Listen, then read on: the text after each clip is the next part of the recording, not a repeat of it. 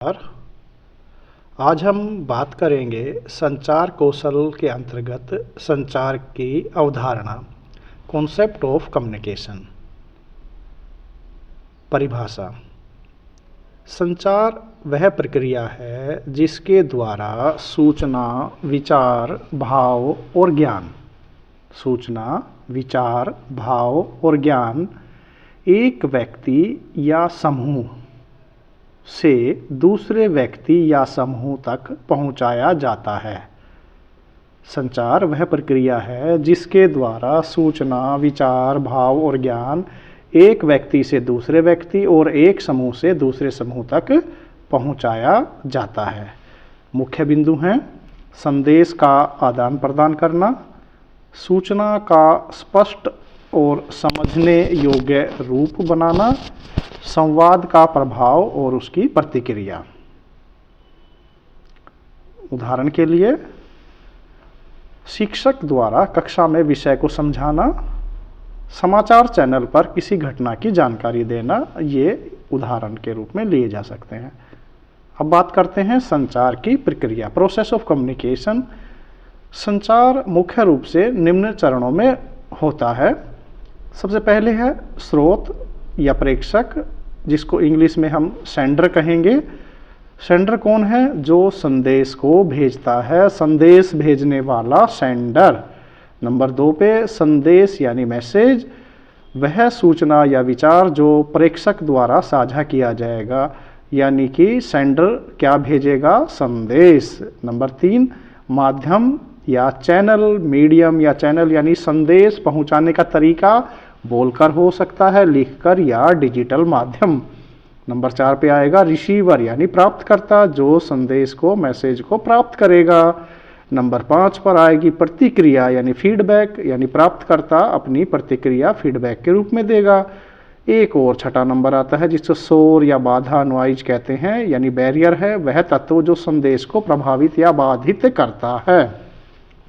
उदाहरण है हमारे मोबाइल के मैसेज, उसमें प्रेषक मोबाइल है, संदेश टेक्स्ट है, माध्यम इंटरनेट है, प्राप्तकर्ता मोबाइल है और प्रतिक्रिया रिप्लाई है। इस उदाहरण से हम इस संचार की प्रक्रिया को आसानी से समझ सकते हैं। अगला है संचार के कार्य। संचार क्या कार्य करता है? सूचना का आदान प्रदान करता है, यानी नवीनतम खबर और ज्ञान साझा करता है। नंबर 2 समाज में संपर्क बनाए रखता है, यानी लोगों के बीच संबंध और संवाद कायम करता है। निर्णय लेने में सहायता करता है, प्रशासन, व्यवसाय और शिक्षा में निर्णय लेने में सहायता करता है। समाज पर प्रभाव यानी नीति, नियम और व्यवहार का प्रचार प्रसार इसके माध्यम से होता है। शिक्षा और ज्ञान का प्रसार, सामाजिक और शैक्षिक जागरूकता के लिए इसका उपयोग किया जाता है। मनोरंजन और सांस्कृतिक आदान प्रदान, संगीत, साहित्य और कला के क्षेत्र में इसका योगदान है। उदाहरण के लिए समाचार पत्र और टीवी समाचार जनता को जानकारी और शिक्षा देते हैं। अब हम बात करते हैं कि संचार की सामाजिक भूमिका क्या है। संचार जो है समाज में कई महत्वपूर्ण कार्य करता है, जैसे नंबर 1 पर जन जागरूकता, समाज के मुद्दों, योजनाओं और नीतियों के बारे में जानकारी देता है। सामाजिक एकता, संस्कृति, परंपरा और मूल्यों को साझा करता है। सामाजिक सुधार, अपराध, भ्रष्टाचार और अन्य सामाजिक बुराइयों के खिलाफ चेतना जागृत करता है। लोकतंत्र में सहभागिता, जनता को प्रशासन और सरकार के प्रति सूचित रखता है। शिक्षा और संस्कृति का प्रसार, नई तकनीक, विज्ञान और शिक्षा से समाज को जोड़कर रखता है। उदाहरण से समझते हैं, स्वच्छ भारत अभियान का प्रचार मीडिया के माध्यम से होता है। चुनाव में वोटर जागरूकता कार्यक्रम। अब बात करते हैं संचार के प्रकार क्या हैं, टाइप्स ऑफ कम्युनिकेशन। संचार के मुख्य 4 प्रकार बताए हैं। पहला है मौखिक संचार, जिसको इंग्लिश में वर्बल कम्युनिकेशन कहते हैं। इसमें बोलकर या लिखकर विचार व्यक्त होते हैं। उदाहरण है बातचीत और भाषण देना। दूसरा प्रकार है अमौखिक संचार, नॉन वर्बल कम्युनिकेशन। इशारों से, हाव भाव से और संकेतों के द्वारा संचार होता है। उदाहरण है हाथ मिलाना, चेहरे की मुस्कान। तीसरा है सामूहिक संचार, समूह संचार कहते हैं, मास कम्युनिकेशन, बड़े समूह तक सूचना पहुंचाना। उदाहरण के लिए समाचार पत्र, रेडियो, टीवी, सोशल मीडिया एक समूह, बड़े समूह तक सूचना पहुंचाते हैं। एक और आता है आंतरिक संचार, इंटरपर्सनल कम्युनिकेशन, स्वयं के भीतर विचार या योजना बनाना, जैसे कि आत्मचिंतन या हम कोई निर्णय लेते हैं तो आंतरिक संचार करते हैं। अब बात करते हैं संचार के कारक की, फैक्टर्स ऑफ कम्युनिकेशन।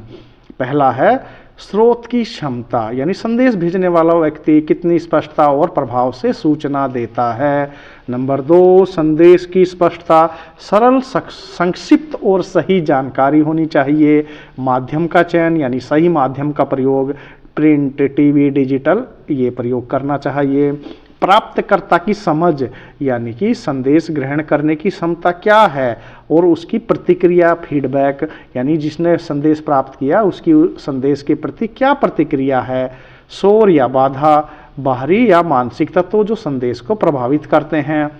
सांस्कृतिक और सामाजिक कारण, हमारी भाषा, सांस्कृतिक और सामाजिक परिस्थिति भी संचार के फैक्टर्स में काम करती है। अंत में हम कह सकते हैं कि संचार समाज और व्यक्तियों के बीच सूचना, विचार और भावना का आदान प्रदान है। यह प्रक्रिया जो है स्रोत के माध्यम से, संदेश, माध्यम, प्राप्तकर्ता और प्रतिक्रिया यानी फीडबैक से पूर्ण या संपन्न होती है। संचार का कार्य सूचना देना, संपर्क बनाए रखना, निर्णय में मदद करना और शिक्षा का प्रसार है। इसकी सामाजिक भूमिका में जन जागरूकता, सामाजिक सुधार, लोकतंत्र में सहभागिता और सांस्कृतिक प्रसार शामिल हैं।